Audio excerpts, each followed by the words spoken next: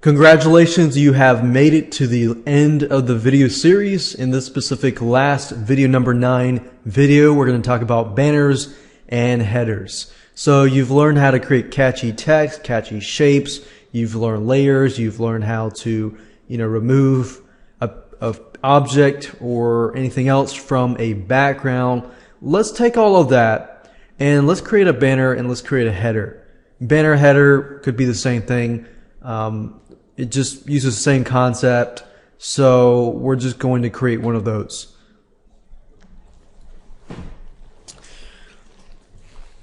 So you're going to take pretty much everything that you have learned to create a header and a banner. So what I'm going to do, what I did was I found a bunch of these banners here, and we're going to try to create something like this.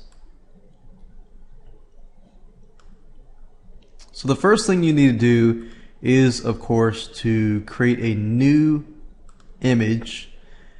And instead of the regular 800 by 600, I'm going to uncheck this and create the width to be, let's say, we'll just say 800, or we'll say 800 by 350.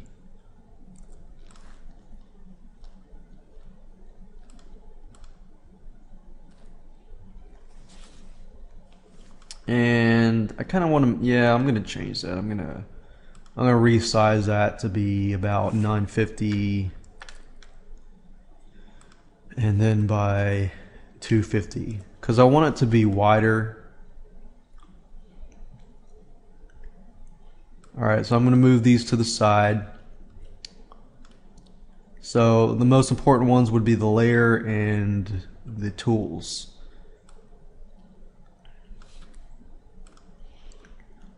Okay, so learning what I taught you previously, we're going to use text, we're going to kind of create some shapes, and so as we can see here, you've got a background, you've got some text, you have some jagged lines to create some shapes, kind of like call outs, and then you have a picture. So normally with banners you have one picture or maximum 2 pictures and then text and some shapes that surround that. So the first thing we want to have is a background and a picture. So what I'm going to do is just go ahead and open up the picture that we removed from the background with a little 3D little guy connected to his books. So I'm going to use this here. Oops.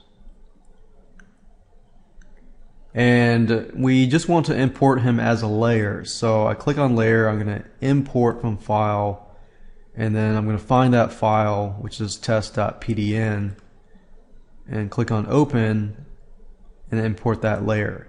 Now I don't really care much about the black background, so I'm going to uncheck that. And in fact, I'm going to delete that background.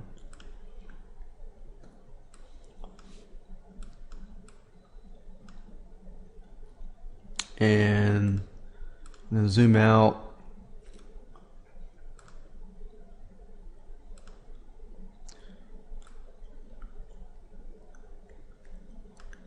And I kind of want to resize this photo.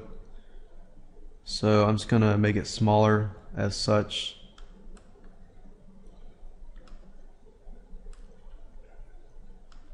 And I want the background, of course, to be resized. I don't know why it changed that, but I want to change it back to 950 by 250.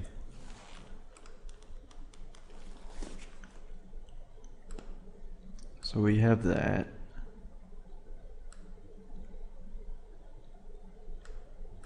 And then, as you can see, like I'm doing right now, if you grab one of these corners, you can resize it yourself and just do that. Now with the background, I might want to change the background a little bit.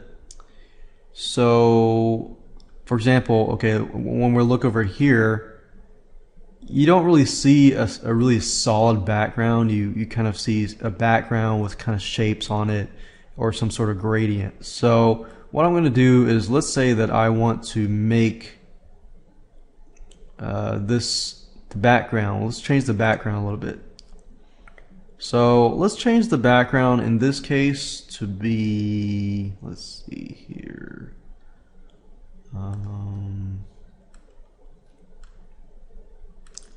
Let's just make sure that everything is white right now.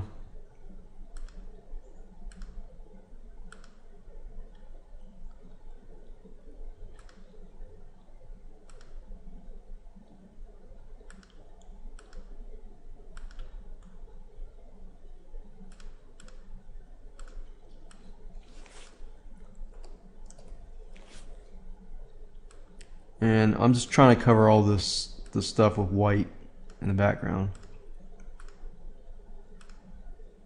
Okay. So I've got a white background, playing with a white background, and let's say that I want to, I'll just make this guy disappear because I'm dealing with the background right now. So the first thing we want to do is deal with the background. And the question is, do you want the background to change where the little guy is standing? We notice here that we have images, and let's see. I think what I'm going to do is I'm going to create a shape. First, I'm going to create a shape, and I'm going to make that background change. So when doing that, you want to use layers. So I'm going to create a new layer. I'm going to add a new layer, and with this layer I'm going to create a shape. So kind of like as you see here, like don't miss the chance. They've got a shape here, and then they fill that shape with a different color, and the rest of the color we have a different, background color. So I'm going to create a shape, and I think what I'm going to do is I'm going to create an ellipse, like a, I need to make that black just so I can see what it looks like. And then maybe I'm going to do something like that where I've got an ellipse, and I'm going to fill that ellipse with a solid color. So I kind of want to redo that. I'm going to change my brush width to about that color. So I'm just going to do that. And I think I want to move this a little closer. Okay, yeah, I'm going to move that here. And after that, I want to maybe turn that shape into, let's say that we're going to make it like a blue, like a light blue.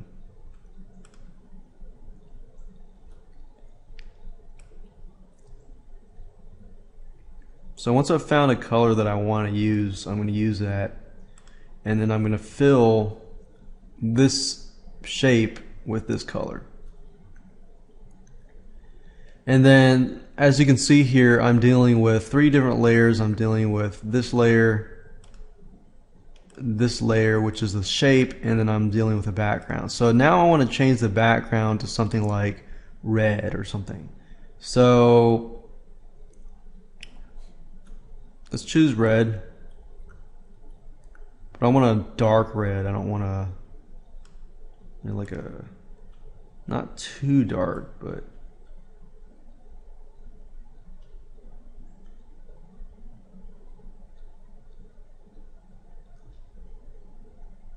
so once you find that red that you want, let's say that I'm going to use this so I can kind of get a darker red to it. So I want a dark red, but I don't want it too dark. Alright, so I want that color. So I'm going to take this and dump it in here.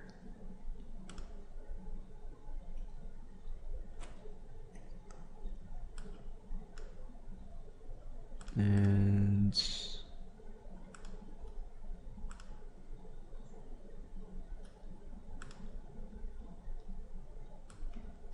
And there's a red line there, so I'm going to select it and crop it. Alright, so that disappears. I'm going to make that little guy reappear by selecting the layer here. Aha, okay, good.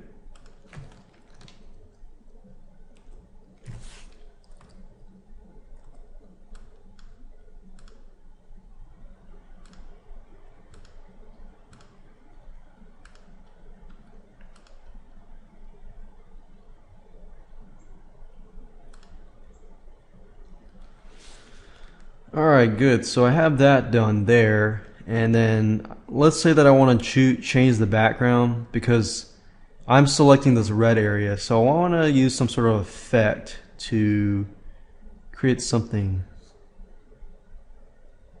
like a different texture or add noise, or let's see here, add noise, add color, add blur.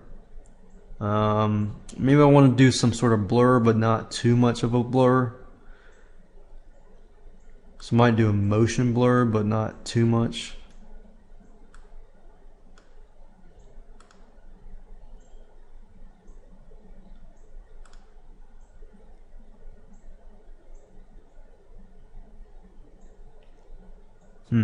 Let's see.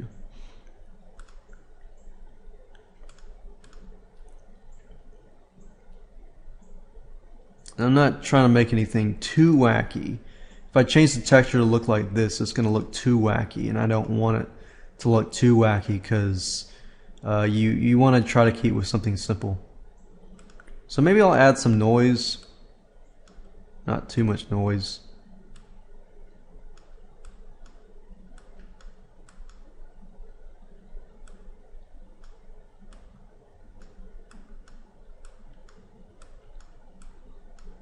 So I'm going to do that, and then I'm going to add some text. Let's say that I'm selling books. Let's see here. And since I'm on a red background, and so I've used something, removed backgrounds, we're using layers, we created shapes. Now we're going to add text. So I don't have my color wheel, so I'm going to go to Window and click on Colors so I can see my color wheel. Click on Less and make sure that I choose white because use that, and then I'm going to add some text. I don't want it to be too big. I'm going to make it size 26, and then I'm going to say 20% off all books.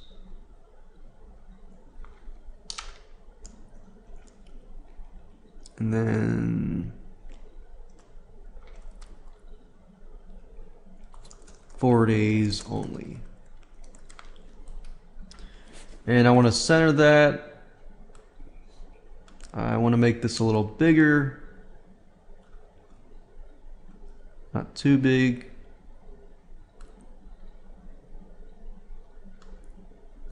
And I can change the font. You don't want to get too fancy with your font when you're creating headers. So something sans serif.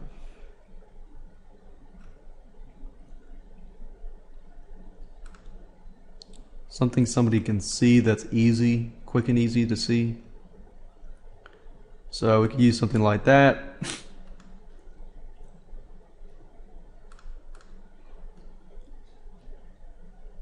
And there we go. It's not too fancy, but as you can see, that's pretty easy to create banner ads. So I'm going to move this to the side so that you can see the end results. And we've basically taken this little guy from the background, plopped him on there, added a shape, made that shape a color, so it's a layer on top of the red layer background, and we created a textual layer as well right there.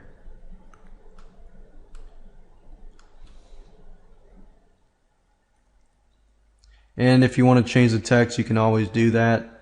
But just keep in mind the goal is to create layers.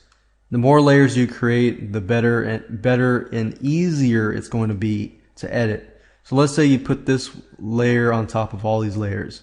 Then when you go back to changing it, it's going to be a problem. So make sure you use those layers, because layers are your friends. And that's it. You can use the same concept to create headers of any size or banners of any size. As long as you keep with the concept that you use at least one or two images, one text, a different shape, and a background, you're pretty much good to go. Hey, and welcome to video number 2. In this specific video, we're going to talk about how to download and install Paint.net and how to set it up properly so you can begin to use it. So with that said, let's go ahead and get started. To get to the site, you want to go to Google and type in Paint.net, which is located, the site is located at getpaint.net. So I'm going to go here. And then simply at the top, click on the download link. Now, the reason why I wanted to create this video is so that you understand that you can install Paint.net. Some of you, when you install Paint.net, it's going to be a simple, seamless, no problem installation.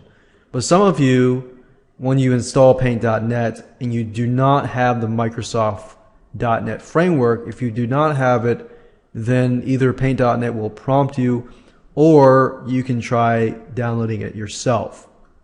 So that's something that I want to make sure that you understand. It's not a hard process. It's just something that you need to be aware of, and that Paint.net, of course, only works with Windows. And one computer, like the computer that I'm working on right now, I install Paint.net with no problem at all. And to do that, just simply click on Download Now here, and then click on this link up here. It's a zip file, and once you unzip the file, it's going to appear here, and all you have to do is double click it and just follow the directions to doing so. And so if you do not have .NET, like say for example my desktop did not have the .NET framework, and then therefore I installed it, and then Paint.net said no, you need the .NET framework, and it's this link here. And it's very, very easy to install. In fact, it sends you to the download page here. All you have to do is click download, follow the directions to get the .NET framework to get it installed. Once you're done with that, and let's say that you've had success on the installation, and now it's time to open Paint.net.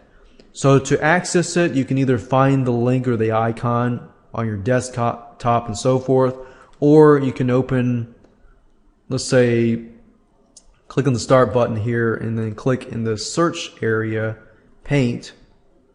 And if you successfully installed it, then you'll see Paint.net right here. And when you click on that, I've already opened it up here, but this is what Paint.net looks like. I preferably like Paint.net more than I do GIMP. But if you have a Macintosh, then GIMP is the way to go. But in this specific video course, and pretty much Adobe Photoshop, GIMP, all these different programs are very similar. Like if I'm looking at these tools right here, the same tools that are being used here, a lot of them are being used in Adobe Photoshop. However, with Adobe Photoshop, you don't need all the bells and whistles to create basic stuff. So this is what Paint.net looks like, and in the next video I'm going to go give you a deeper course and a deeper dive through exactly on all the features, all the tools, and at least the fundamental tools that you're going to need. Hey, and welcome to video number 3. We're going to talk about understanding Paint.net's features and tools so that you can get fully acquainted with how Paint.net works, what kind of features that they offer, so that you can dive in with video number 4 to 9. Just gets easier and easier from that point. So with that said, let's go ahead and get started. Before I move into this area here, I want to talk about the links at the top. So this is pretty self-explanatory, you know, save file and so forth.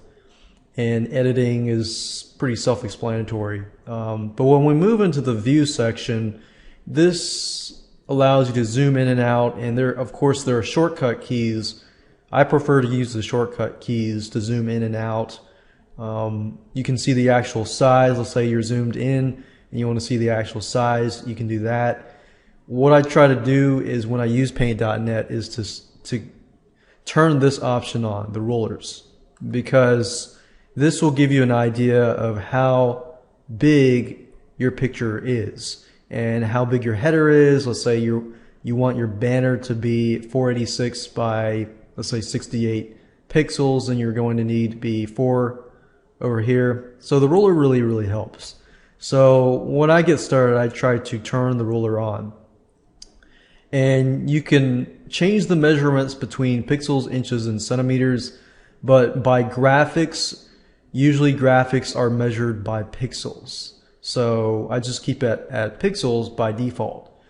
Under the image section, you can crop to selection, but this will only appear if you have an image. So if you want to have an image and you want to crop it, then you can do that. So let's say, for example, that I make this black and I want to, let's say, crop the selection. So I would just click on this. Let's say that I just want that little itty bitty rectangle. Then I just click on image, crop the selection. What that does is it just takes out everything and it removes everything but it removes everything but that little area that I selected. But I just wanted to show you that. Resize is, of course, resizing the image. Canvas size is, of course, the whole canvas. If I want to flip the image horizontally, I can do that here. I can do that vertically. I can rotate it clockwise, counterclockwise. I can rotate it 180 degrees, and so forth. And you can flatten. Flatten means that, let's say you have layers. You have 10 layers on top of each other, and you just want to turn all those 10 layers into one image. You can do that by flattening it.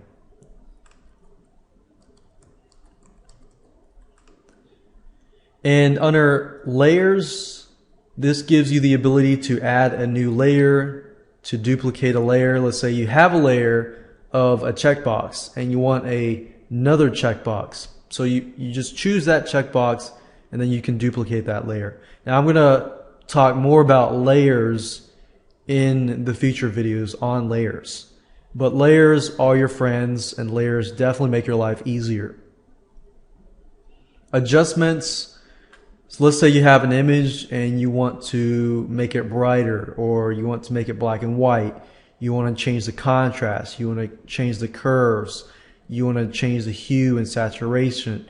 You want to invert the colors. You can change the levels. Levels often used if, let's say you take a picture of something and it's really dark, and you can use levels to brighten that photo up without just doing brightness and contrast. And you can posterize this and that. Those are just adjustments. Effects are stuff that you can do to your images as well. For example, let's say you have a picture and you want to convert that picture into an oil painting so that your picture looks like an oil painting. Or you want to turn that picture into a blur. And there's specific types of blurs, as you can see here. Or distort so this is just an effect. All this does is it converts your image into whatever you choose, like red eye removal. If your picture has a lot of people with red eyes, back in the day when you take a picture, or even now, you have red eyes and you can remove that. So this gives you the ability to not only change your existing images, but also to tweak and edit and stylize and so forth your newer images. Utilities, that's just a section to manage your fonts, change the language, and so forth. So you're probably not going to use this section as much unless you check for updates for the program. The Windows section is actually what you see. These are windows. Like this is a window, this is a window, this is a window, this is a window. So let's say, for example, I want to, if I remove, accidentally click that. If I accidentally click the tools and I exit that, I'm like, oops, I want to get that back. Then you click on window, click on tools, and you see you can make it appear again. So if you lose that, don't worry. All you have to do is go under the tools section and then click on that. So as we can see right now, the tools, the history, the layers, the colors are all open. And you can do that too, but that's not necessary. Now, if you were using, of course, Adobe Photoshop and you clicked on Windows, you would see a large list of windows, like action scripts and this and that. But if you're trying to do the basic stuff, you're not really looking to, create a website and this and that, and just do basic graphic editing, this is pretty much what I use, and I've been doing graphic editing for a long time. But in terms of something quick and easy to do that does not cost any money, this is a great tool. And what I like most about it is it has layers. Now, let me go through each of these windows now that I've discussed to you basically this stuff here. This is the tools box, so you're going to use this tools box a lot. And if you've used even Paintbrush or even the basic paint, you know what these tools are all about. Well, with Paint.net, it actually goes beyond just basic tools. Like if I click on the rectangle here, you'll see these drop-down menus at the top. And if you click on that, you can see the list of tools, but you can also see like selection mode and this and that. So you have other abilities within that selection mode. So selection mode just means that you select something, kind of like what I did earlier. And then this here is just like a mouse cursor that allows you to drag and drop and move things around. And if you ever make a mistake, then you can click edit and undo. Or if you click Control Z, which is a shortcut I like to use, because let's say you make a bunch of mistakes and you want to go back. Another thing you can do is look at the history. For example, as you can see, watch carefully as I do stuff.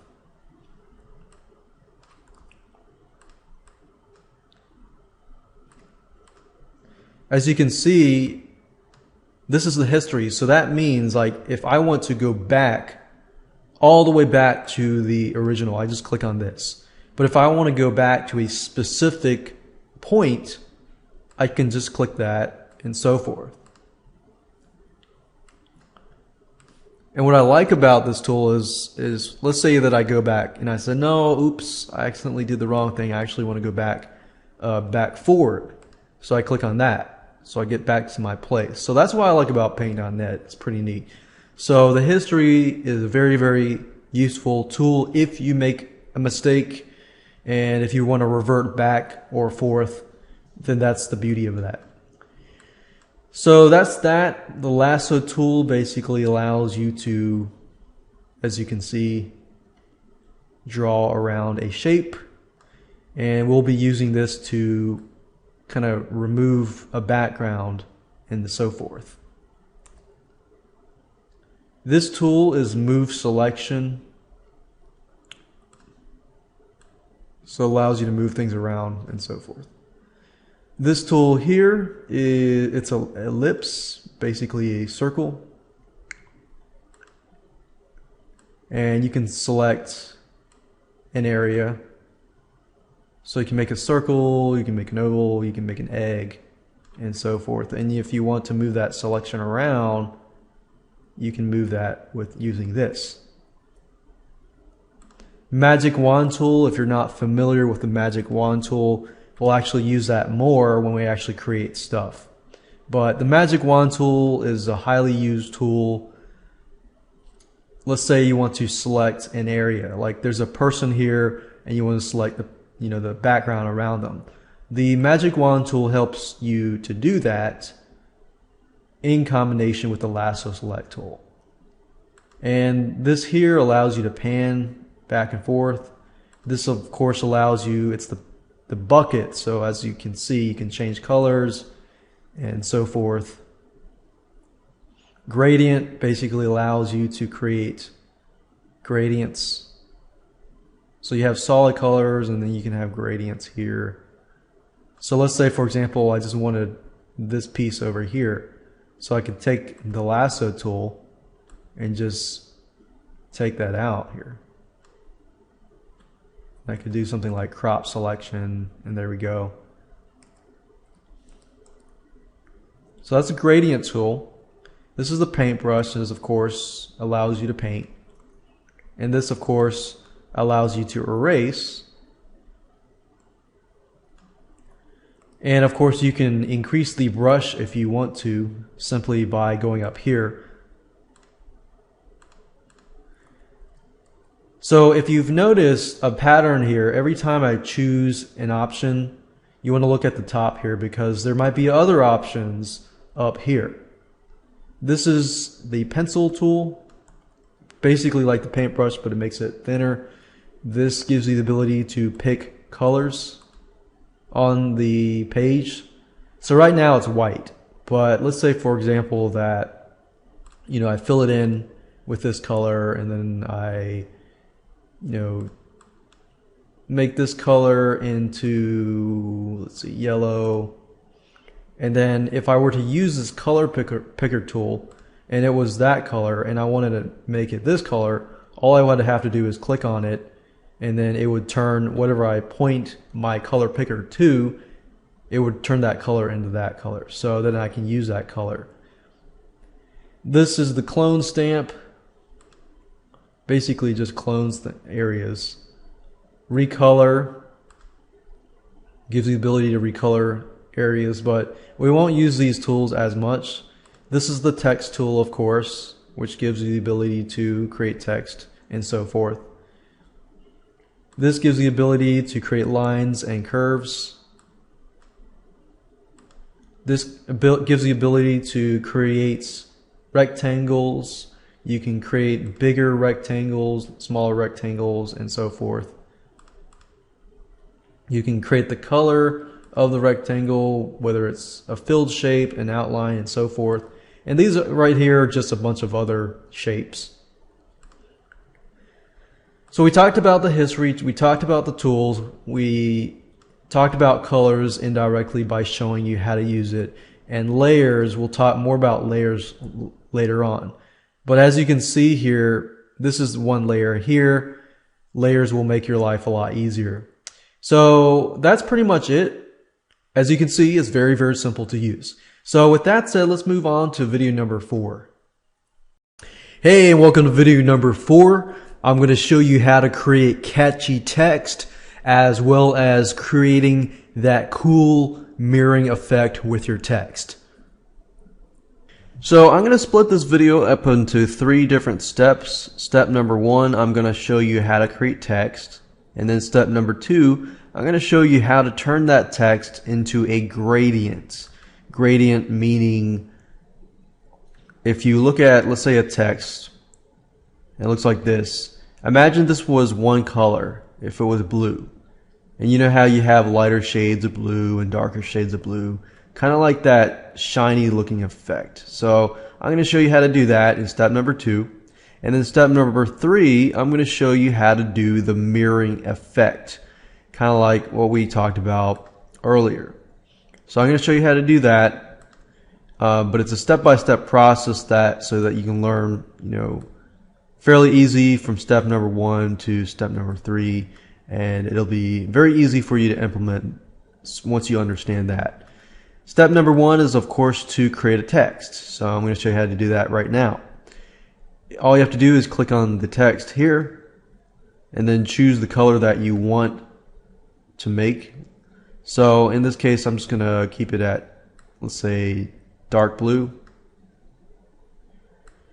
And then I'm going to click somewhere, it doesn't matter where you click it, and then I'm just going to enter the text.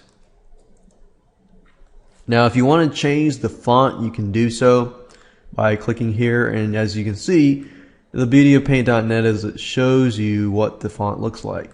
So you can pick and choose whatever font you want it to look like. So if I wanted to change from cursive to, let's say, this one here, I can do that. And then if you want to change the size, you just change the size here. And I'll just keep it at 192. If you want to bold it, you can. If you want to italicize it, underline it, put a strike through it, you can do that. If you want to move the text around, you will see this square box here with the arrows. Simply click on that and just move it around wherever you want it to be moved around. All right. Now, the second step is, of course, I'm going to show you how to create a gradient in terms of the text itself. Now, I know I talked about that I'm going to use layers in the future videos, and I'm going to dive deeper into that later on. But I want to show you something cool. In order to create, mirroring effects and so forth and gradients, you're going to need to use layers.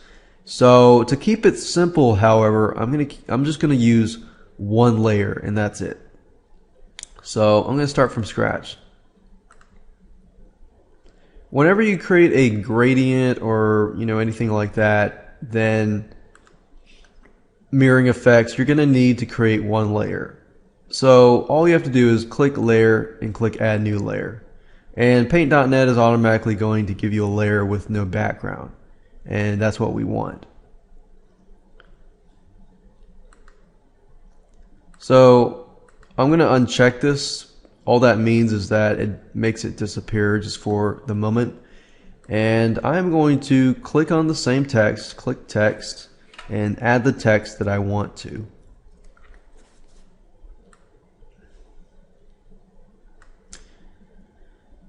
And the next thing I'm going to do is use this magic wand tool. What this magic wand tool does is it allows you to select an area. So because we're dealing with text and we're not dealing with anything complicated, you don't have to worry about anything up here. So simply click on that and then hold the shift key. So you want to hold the shift key down and select that. And as we can see, it was selected all the way from here, here, and here. And normally you would hold the shift key and select these just inside the blue area or whatever color that you choose. Once that's done, you simply click on the gradient option here. There are different types of gradients. There are linear reflected, diamond, and as you can see, you can get an idea of what it is. So I'm just going to choose linear. And what that means is now that we have this text selected, all you have to do is click anywhere you want. And as you can see, you're creating a gradient here. And if I hold the mouse and I put it down, as you can see here, you're creating a gradient more on a horizontal level. Now I can choose the color that I want to red if I want to, or pink or whatever. As long as you're using the color wheel here, that's fine. So that's how to create a gradient. And using this knowledge, you're going to be able to create the mirror effect. And I'm going to start from scratch, and the last step is to show you how to create the mirror effect. So I've started with a clean slate here, and I'm going to remove the background here. And you can use the background later if you want to, and I'll actually show you how to do that. In this case, you're creating two different layers. Imagine you're looking at a mirror and you see yourself. And if you're looking from a outside view, you see yourself in the mirror and you see yourself standing there. In this case, there are two different layers. It's just a duplicate layer of the first layer. So just keep that in mind. using the information that I showed you earlier, you want to create a new layer, and then we'll just uncheck this.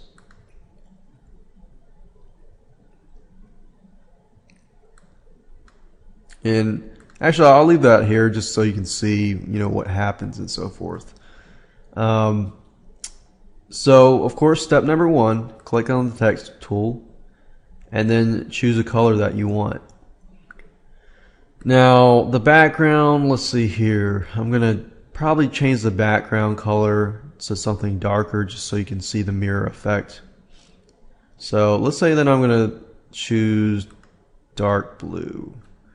And then I want to change the color of the background. So, as long as the background is checked, and you click on it, then I'm editing the background.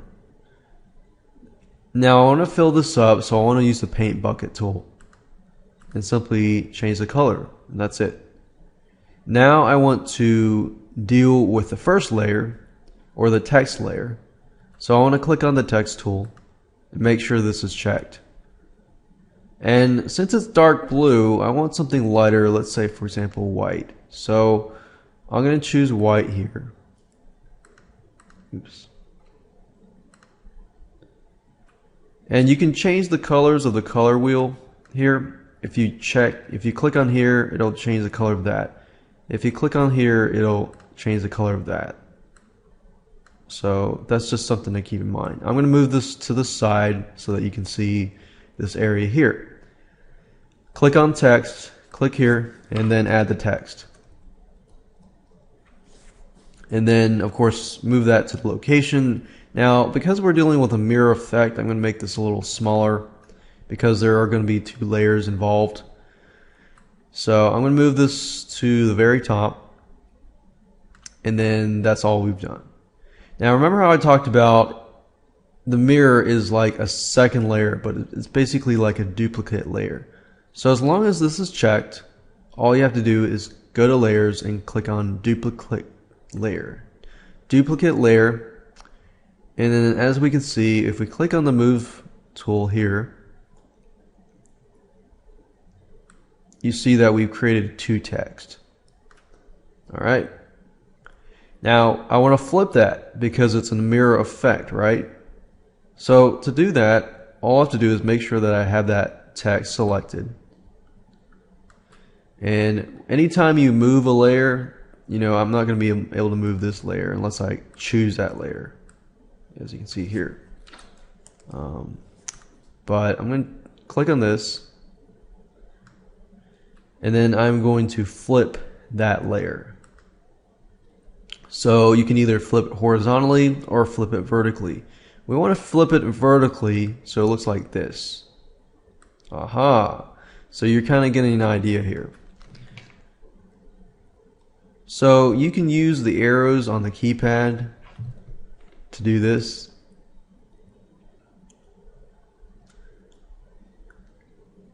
Alright, so you created a mirror effect. What now?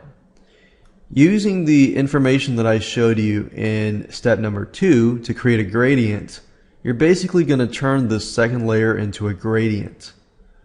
To do that, like I showed you earlier, basically pick a color, any color that you want.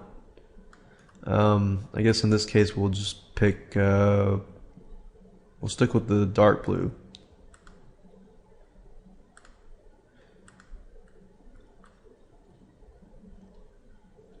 And then once you've picked a color, and if you're not familiar with what I just did, I basically clicked on the color picker to figure out what color was on the background.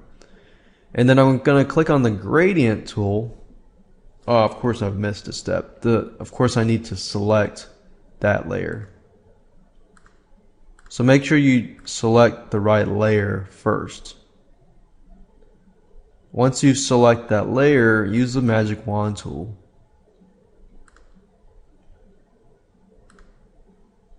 And then hold the shift key, just as we did in step number 2. And then after that is selected and you see the outline selected, now it's time to use the gradient tool. Simply click, and then what I would do is just either push up. See, if you push down or you hold the mouse down, then it's not going to be like that mirror effect closest to the center.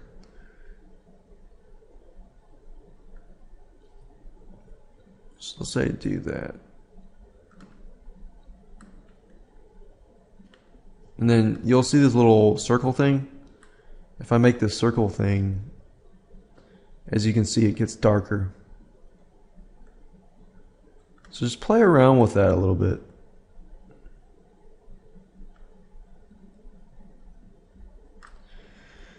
And I'm almost done. The next thing I want to do is probably cut this in half.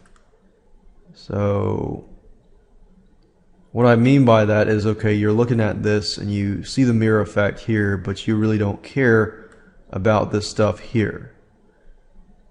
So what you can do is just highlight that and then delete it. Hit delete.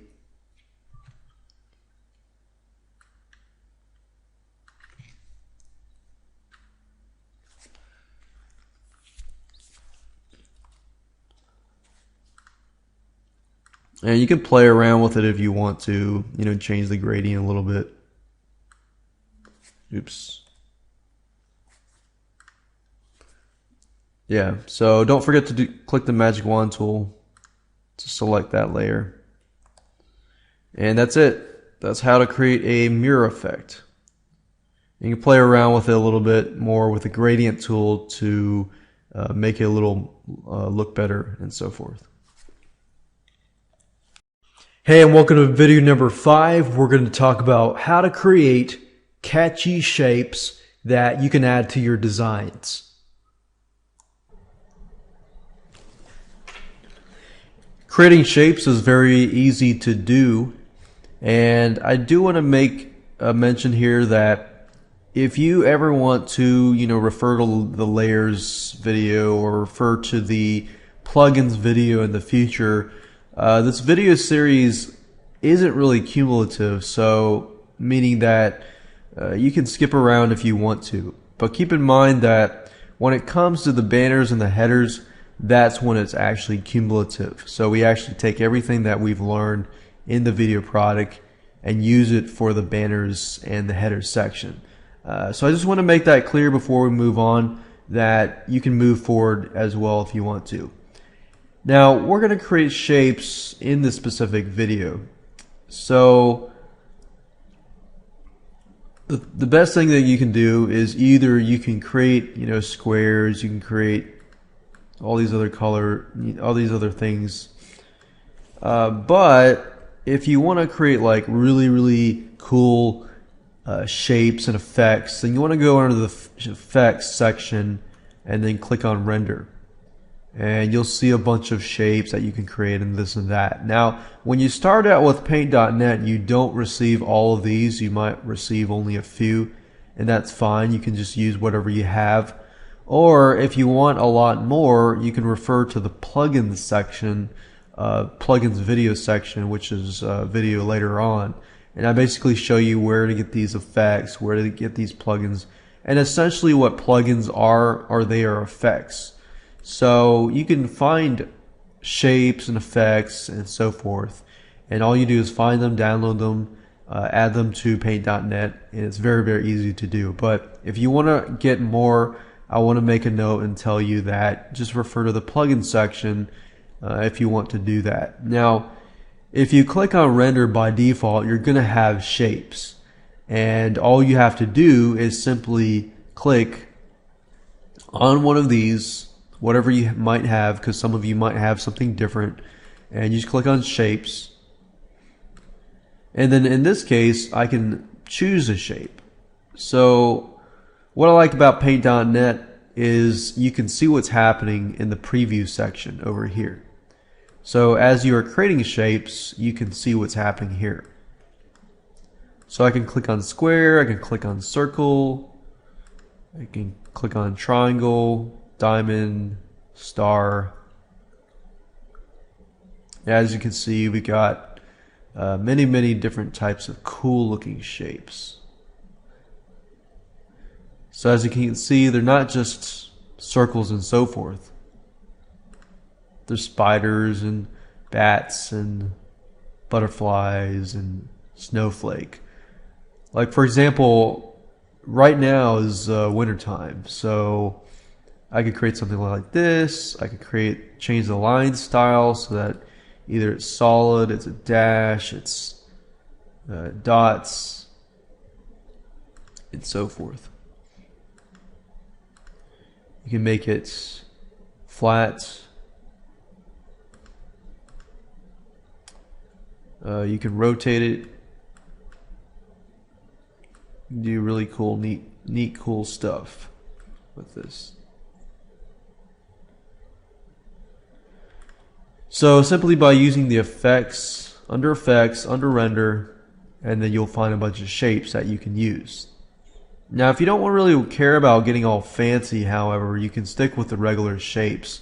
And with the regular shapes, you've got square rectangles, you got rounded rectangles, ellipses, and you have freeform shapes. So freeform shapes would give the ability to kind of create your own shapes. But it would kind of require you to, it's kind of like the pencil or the paintbrush, but as you saw earlier, eventually it connects to each other. So if I want to make a vase, I can do that, but obviously it doesn't look like a vase at all. So I would say stick with, if you're not familiar with that, just stick with these shapes here. And if you want to get fancy, say we'll make a square. Put a square with text in it. You can actually apply effects to the specific shape as well, just by going under effects and then applying certain things to that shape.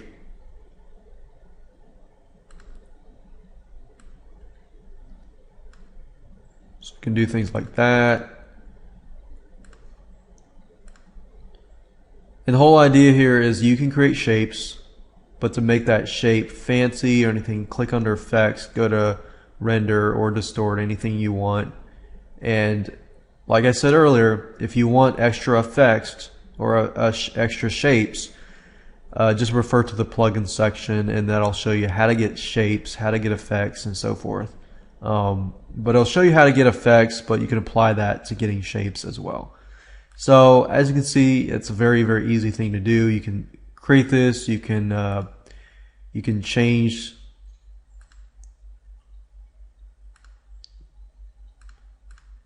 the stuff inside the shape. So just now what I did was I took the paint bucket, filled this in. You can change the fill, and what fill means is whatever it fills up in. So you can change that.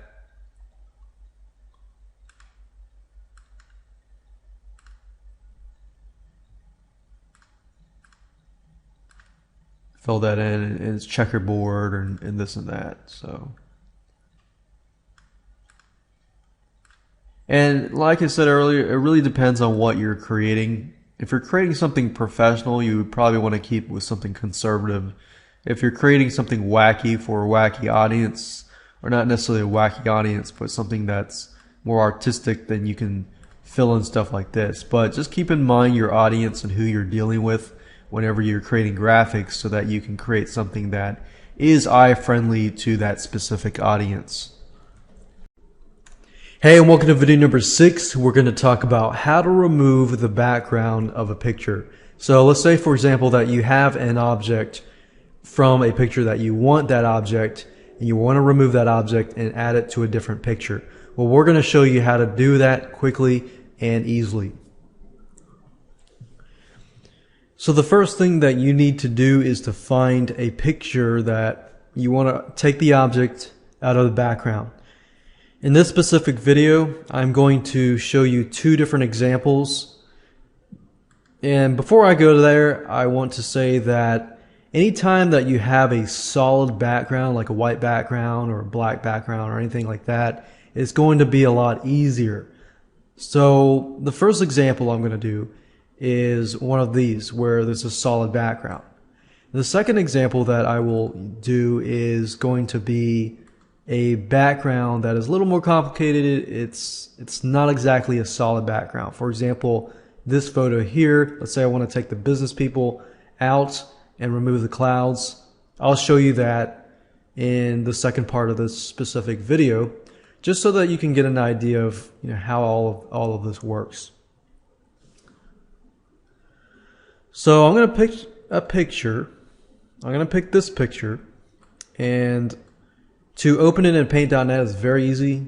Once you've found that picture, all you have to do is left click, drag it over, click open, and there we go. So let's say I want to remove this white animated or white 3D fellow with his books, and I'm going to remove everything including this mirrored effect right here. So to do it, what you need to do is click on the magic wand. The magic wand is your friend in terms of selecting the background here. So click on the magic wand, and then up at the top you're going to see something called tolerance. And I'm just going to show you an example. If the tolerance is too high, that means that this magic wand is not going to be able to detect the difference between this white and this semi-white. So if the tolerance is too high and I click on it, you'll notice that it selects everything. You see? What I like to do is usually pick a tolerance that's low. So I want to pick something maybe like 13.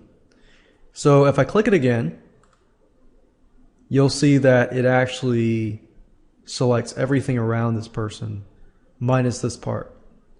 So maybe I'll do it again and I'll choose 18 and I'll click it again here.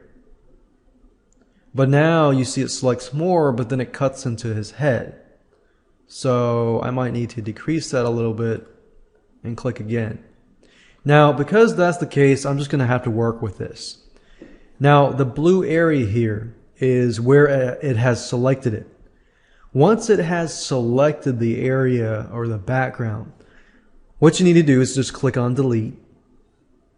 And what that does is, as you can see, it has removed the background. And all I need to do is just go around, click here. Let's see if this works. Okay. As long as it does not run into its foot or into the object itself, then that's a good thing.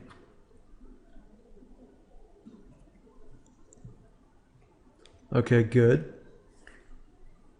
I'm going to click here. And maybe I'll click here. Click delete. Okay, good. Click here, delete. So your goal is just to click and then delete, as long as it doesn't run into the foot itself or into the object itself.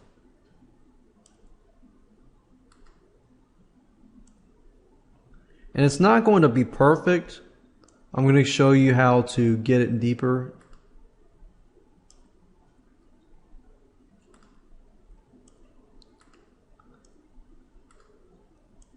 So as you can see, I'm really just getting pieces and bits and pieces of it. Now, because the tolerance is a little lower, I'm going to increase it a little bit, just see what happens.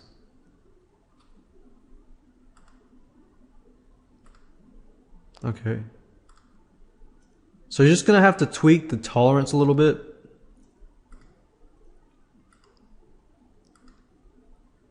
So just remove as much as you can with the magic wand. Oops, no, I don't want to do that. Once you have done all that you can, now it's time to zoom in. So I would click on this here and I would zoom in. If you click on view and you click on zoom in, it's Control++. So I'm going to use Control++ or Control plus.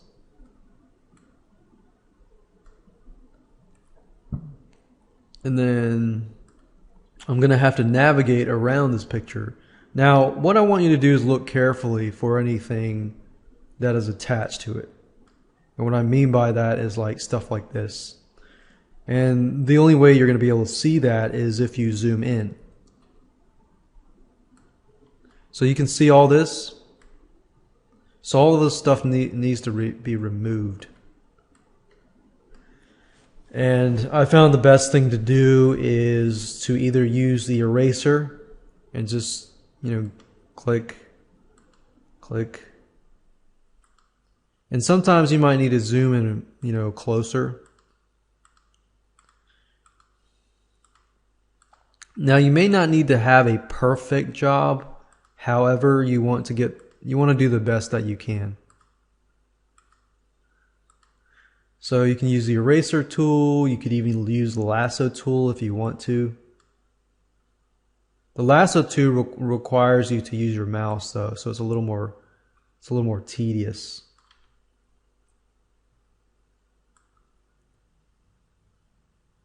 See? So let's see here. Start here.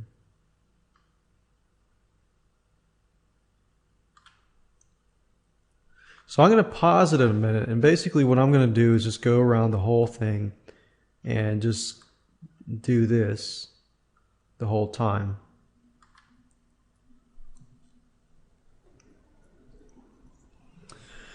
Okay, so I went through it and I basically removed as much as possible. As we saw earlier, it pretty much removed everything on the top, and then we had to just use the eraser. Just go through and just to delete every little tiny spot. And I missed a spot there. And just tweak around it, tweak this, play around with this. And eventually you'll get the hang of it. So I'm going to zoom back out. I'm going to click on view, click on the actual size. And as you can see, if we click this tool, I'm going to zoom out. If all has worked, then if I click on this person, I can move him around, as you can see here. So there you go. I've pretty much removed him from the background. And I'm not going to save it yet. I'm going to actually save as, more likely. Call them test.jpg.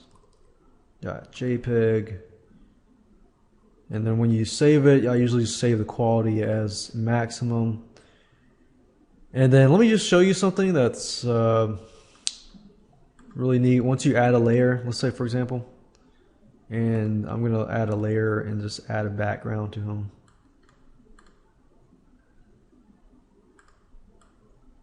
So by doing this, you can get an idea of where I kind of missed out, there. But that's just easy. In this case, all I have to do is just remove that, and I can do that using, rectangle selects and so forth.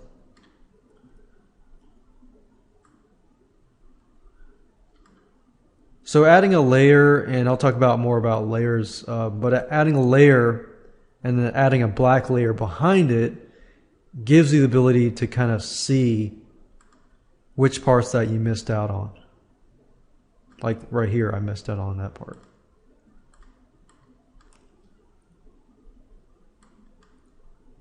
And all I'm doing is selecting and deleting. Selecting and then deleting. Selecting and deleting. And that's it. So there you have it. I've successfully grabbed this object out of the background, and I can add it to any background that I want to. And it's simply, as long as the layer is at the top, then that'll work itself out. In the next example, I'm going to basically go through and pick a harder example. I said I would pick and choose this one. This one's not too bad. Now that I look at it, it's got clouds, but remember how I said earlier, it really depends on how close the object is to. If the object is close to a solid color, then it's going to be easier. So let's take what we learned. Click on the magic wand tool. Make sure your tolerance is low. The lower the better, actually. And then you can tweak with it and just play with it, see how that goes. See, the tolerance is too high, it goes into their shirts. So it looks like I'm just going to have to zoom in and then go through and delete. Let's see.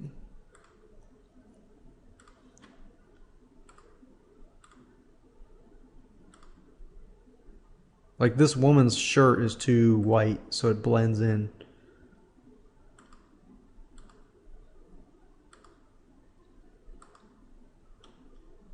Let's see here. It's too white. Still too high. So as you're watching me, I'm just tweaking the tolerance. So once I found a suitable area, then I can delete that.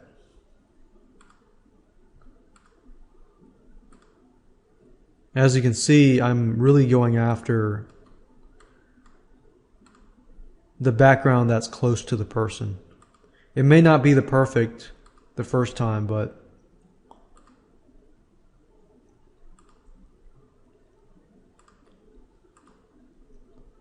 and from that point, of course, just doing the background is easy. I'm just selecting, delete, selecting, delete, selecting, delete.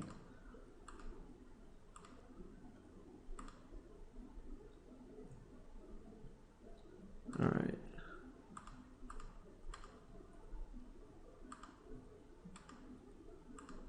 All right, so now I'm going to have to zoom in.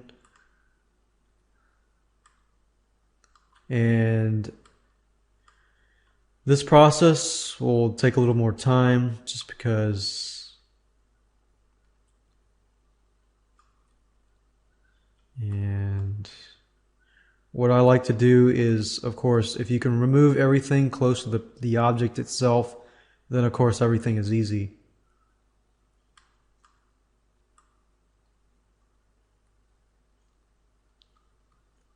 Then I'll do this. Click here. And then for the bigger areas, you can just use squares. Go back to actual size. Let's say, for example, here. I can select all of this. Pretty much to the guy's head, I can select. And then from that point, I select this. This. So you pretty much get the point.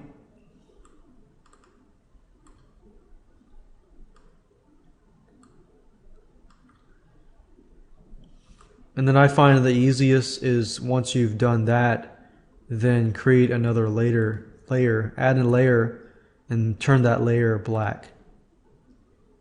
And then make sure the layer is at the bottom.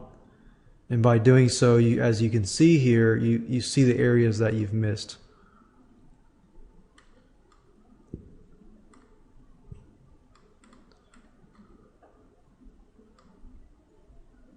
So once you've gotten the big spaces first, then you can dive into the smaller pieces, smaller areas around the people.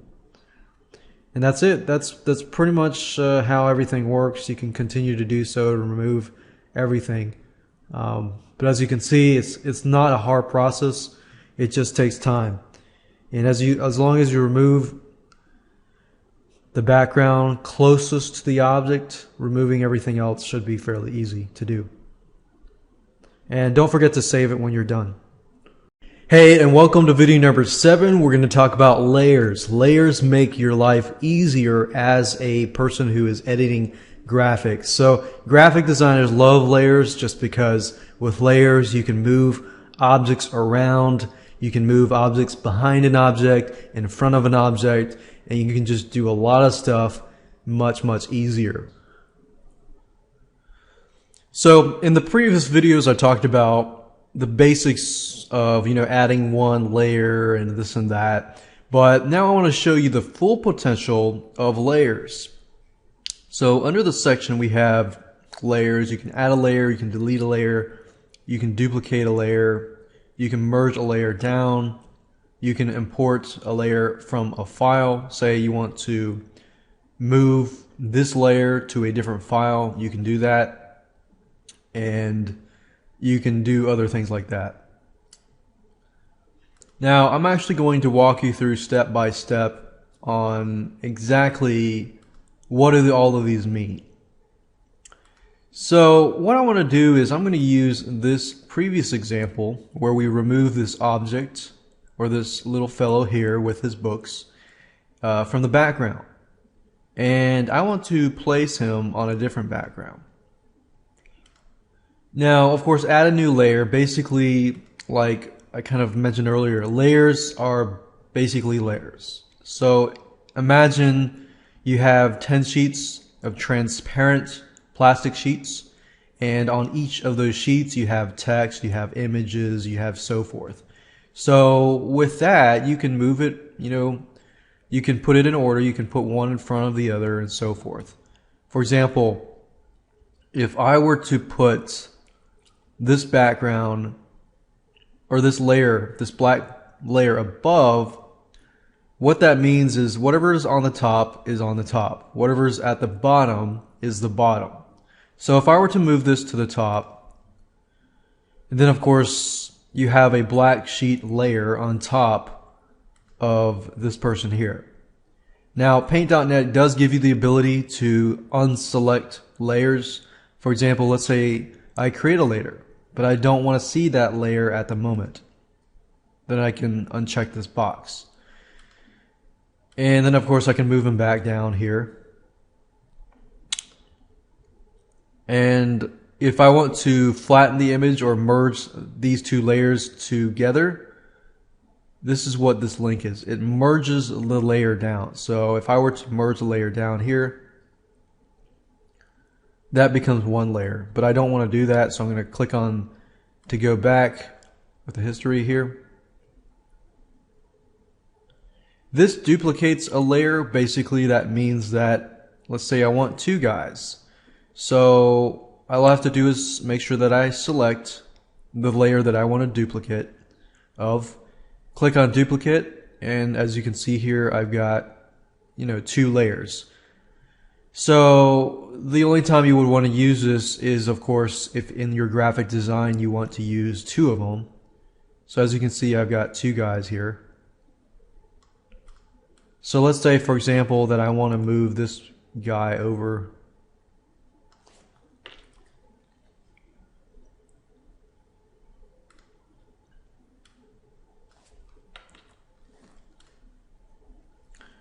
What I can do is click on this here and then click back here, and I can move him back and forth. So I could move him over here, and then I could move his little friend here. Select that here. And I found if you're messing with layers, you might want to use the selection tool and just click there and do that. And of course if you ever make any mistakes, you can always go back. So here.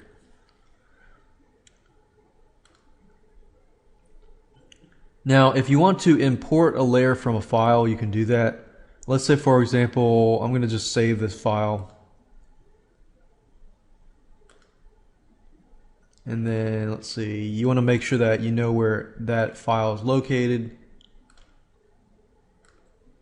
And then let's say that I'm going to create a brand new photo, and let's say that I'm going to make it 1000.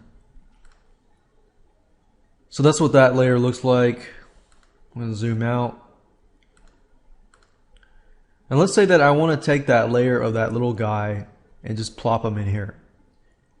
What I could do is go to Layers, Import from File, and find that layer.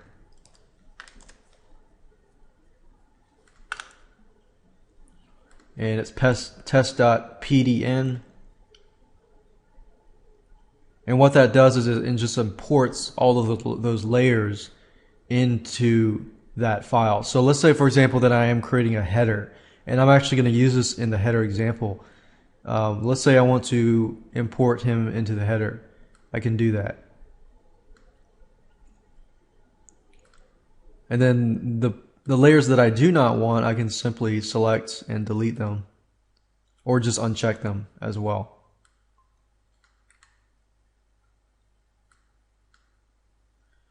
And of course you can mess around with the layer itself. You can resize the layer. And if you want to keep, let's say for example, what maintain aspect ratio means is, let's say I resize it to 500. If you notice carefully, this did not change, which just means that this is going to squeeze in. It's not going to look right. So I'm going to go back to the original number and click on maintain aspect ratio, which basically means that if I change this, this number will change as well. So that resizes it, but I don't want to resize it, so I'm just going to leave it as is.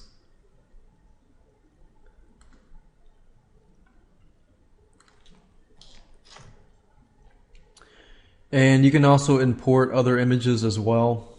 Let's say I want to add a layer, and I'm going to add this layer here, and this layer will be an image. So what I like to do is simply find a picture. Let's see here.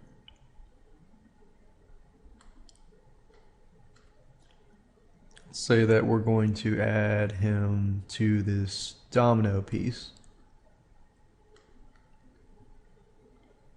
And whenever you drag a new picture in and you're working with layers, add it as a layer. Don't just open the file. So you need to add it as a layer. So you just need to get used to layers and working with layers. Now, as you can see here, this layer is on top of the other layers. And what I want to do is simply push this layer down until this little guy is on the top.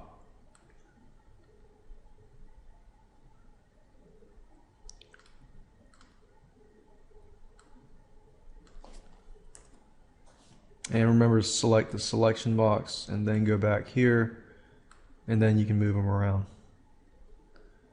So one thing I could do is I could even tweak it so that it looks like he's tipping over these dominoes.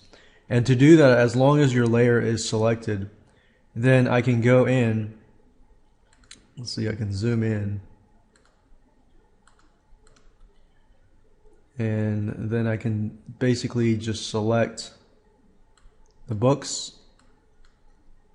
So I'm going to just, as normal, I'm just going to select the books. And you know, because only I'm selecting this layer itself, it's not going to affect the other layers. So if I press delete, you'll notice that everything is being deleted except not part of that picture is being deleted.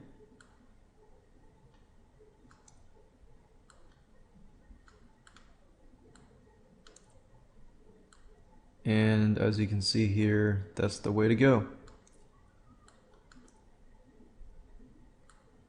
And I'm just going to have to go inside and do some tweaks and, you know, delete those things around his hand.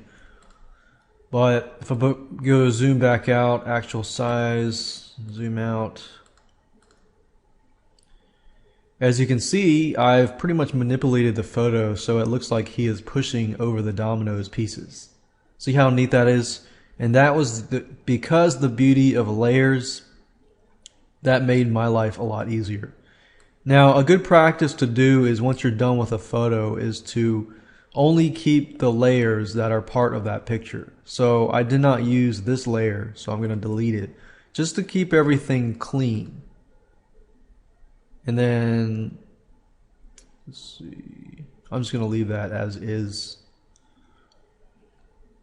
And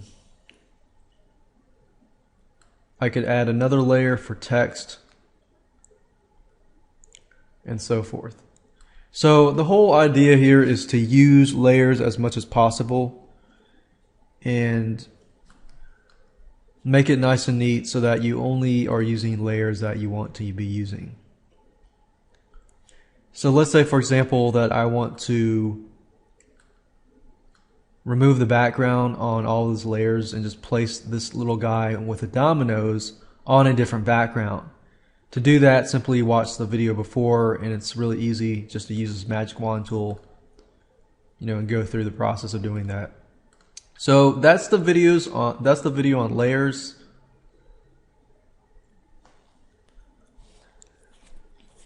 One last thing I want to say about layers in Paint.net is if you click on layers and click on layer properties, and depending on the layer that you choose, that specific layer you can turn the opacity up, which basically makes it like this so that there's no background here. And I can do the same thing. Press OK. I click on this layer properties, and then do that too. And I can play around with the magic wand hand, and that's it. So that's how to use layers, and as you can see, it's very, very easy to use.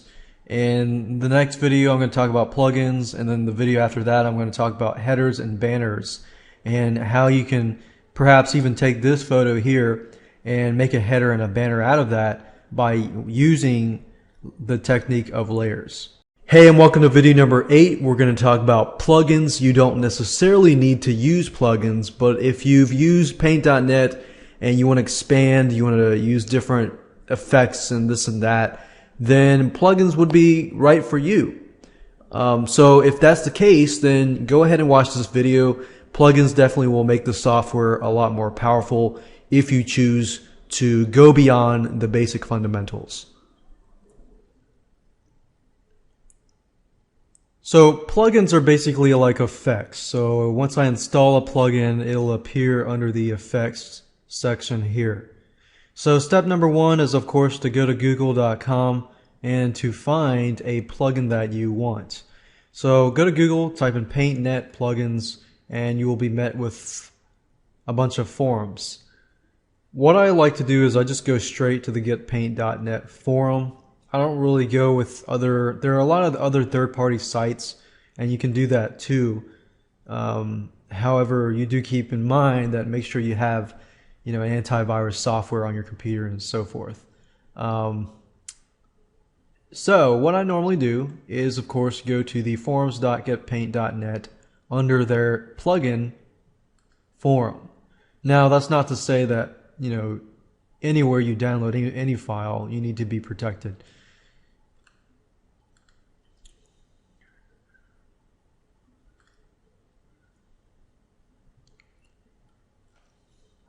So you can go through, you can figure out what plugin, what effect does what. And as you can see here, you have a list. You can kind of get an idea of what is in each plugin folder. For example, if I click on Magic's All Plugins, it says here it is 60 plugins in one pack. And let's say that I go through and it's color zoom, blur, gradient blur. And you're not going to need every single one of these. What I recommend doing is just picking out 1 or 2 that you want and then grabbing those. So let's say, for example, that I want to choose this plugin pack. Now there's 60 of them, of course. So you want to go ahead and download it. So I'm going to download it, unzip it, and then find the plugin files, which as you can see is located here. So we've got 60 plugins here. And This is how to install it. So step number 1, find the plugin that you want. Step number 2, download it and unzip it. Step number 3 is the installation part, which is very, very easy. What I recommend you doing is to open up a new window, go to the C drive, go to the program files folder, and then go to the paint.net folder, and then under the effects folder is where you want to install these files. And install, what I mean by install is simply select the effects that you want, simply drag and drop it over to this folder,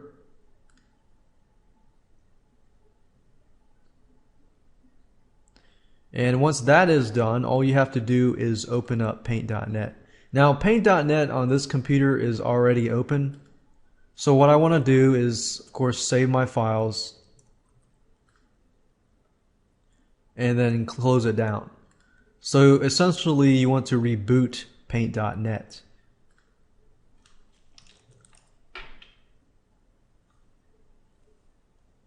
And then I'm going to open up paint.net, and if all works, you should be able to see it under the effects section. So this was rebooted, and then if I go into the effects section, the beauty of the plugins is it knows which section it belongs to. So as you can see, you know, autochroma was added, blurs, I got a bunch of new blurs, I got a bunch of new distorted stuff. I could do kaleidoscope, I can do a lot of stuff.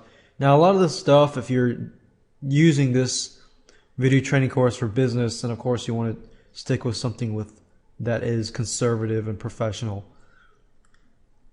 So that's the beauty of the plugins, is you can install tons and tons of plugins, but just keep in mind that you probably want to stick with stuff that you would actually use. So as you can see, it's very easy. You can, let's say we'll open up a image. We'll just open this image here and then apply an effect to it. Let's just do something like frosted glass or something. And what I like about the effects is as you change stuff, you can actually see what's happening. So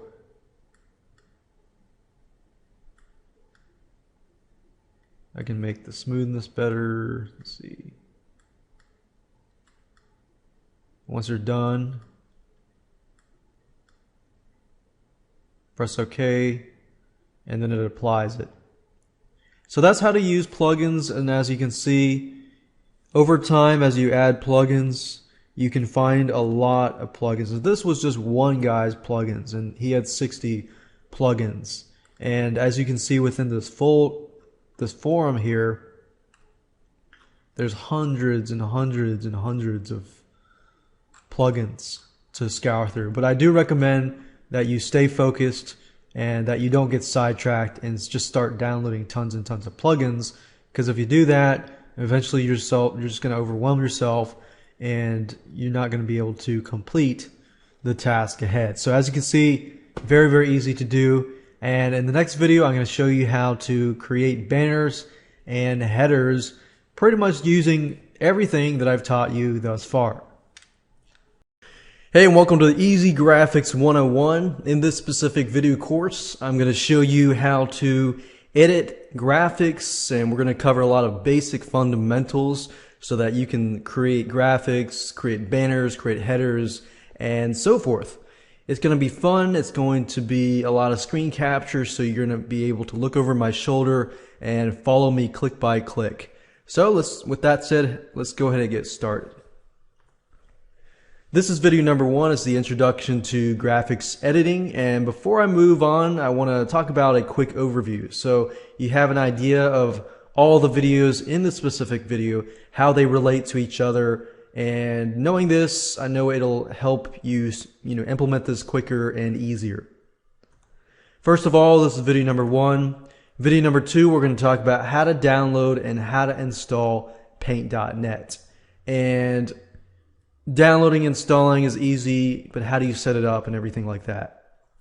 Video number 3, we're going to talk about understanding Paint.net's features and tools. So we're going to go throughout the whole Paint.net system in terms of the basic fundamentals, and I'll show you, how to use certain tools, what tools mean, and this and that. That way you have an idea of how everything works, and then you understand when we move on to video number 4 and so forth, how to actually use the system. Video number 4, we're going to talk about catchy text, basically how to create catchy text for your headers, for your website or anything like that. And then we're going to talk about mirroring. If you're not familiar with mirroring, it's basically nowadays, especially in 2012 and so forth, we have something called Web 2.0. With Web 2.0, you'll notice that a lot of text is mirrored. So let's say, for example, you have a word that says hello, or a title that says Easy Graphics 101. And then you have a mirror effect, so you kind of see like a mirror effect for that text. And I'm going to show you how to do that, just because it makes it professional and interesting. Video number 5, we're going to talk about catchy shapes, how to use shapes effectively in your images and so forth. Video number 6, we're going to talk about how to remove the background of a picture. Let's say, for example, that you found a picture on a royalty-free site, and it's a picture of somebody that you want. However, you don't want the background. You want to put them on a white background, or you want to take that object, person, object, machine, whatever, or building or anything like that, any type of objects, you want to take them out of that background and put it into another background. I'll show you how to do it the quick and easy way. Video number 7, we're going to talk about layers. Layers are your friends. If you imagine, let's say you have like 10 sheets of clear, transparent plastic, and each of those pieces of plastic have some sort of image on them. So imagine you can change the layers, you can move objects around and so forth. So layers are your friends, and they make editing a lot easier. In fact, I would say out of all this video series, layers, if you can master layers and removing a picture from its background, then you pretty much can do a whole lot with layers. Video number 8, we're going to talk about plugins. Paint.net has plugins that can make your software more powerful if you choose to do so. You don't have to, but this is an option that you can take if you choose to do so. Video number 9, we're going to talk about banners and headers. How to make professional looking banners. How to make professional looking headers that you can add to your website. Banners that you can add to your website or you can use to market your products and this and that. So with that said, let's talk about the tools that you're going to need. You're going to need Paint.net in this specific course, of course. Now, keep in mind that the concepts that I'm going to teach you, they can apply to just about any other tool. They can apply to Adobe Photoshop. They can apply to GIMP. Let's say, for example, that you want to use something like GIMP. It's not going to be the exact same layout, but it's going to be similar concepts. So you can use GIMP if you want to, but I personally use Paint.net, and I'm going to use that for this specific course. Paint.net is free, and I found personally it to be better than GIMP. But some of you might want to try out GIMP and this and that. The last thing that you're going to need is you're going to need graphics. And in fact, in this video course, I'm going to use pictures that I personally got from bigstockphoto.com. Let's say you get a picture from bigstockphoto.com. If you were to use that picture and if it was not a royalty-free site, then you would have to pay, every product that you sold. Well, with a royalty-free picture site, you pay it once and that's it for that specific product.